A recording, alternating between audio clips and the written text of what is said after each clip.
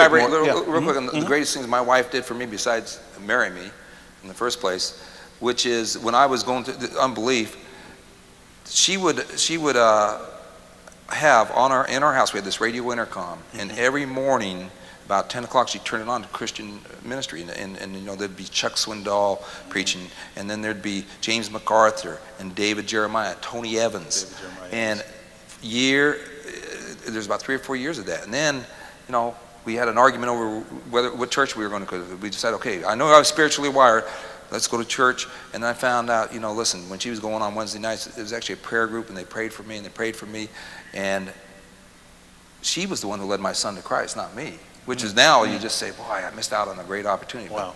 But bottom line is, he was led to Christ by my wife. She was a spiritual leader like it always is, and then one day at church, and it was not one of these things where I woke up on a Sunday morning and said to my wife, I'm going to accept Christ today as my Lord and Savior, because I've been fighting it. But that day, something knocked me out of the pew, straight up in my pastor's arms. Church was pretty crowded that day. I'm emotional about it right now, but I realized they gave me a standing ovation in the church that day.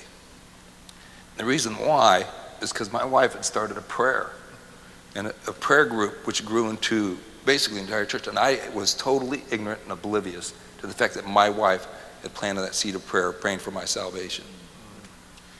You know, the book of Isaiah says,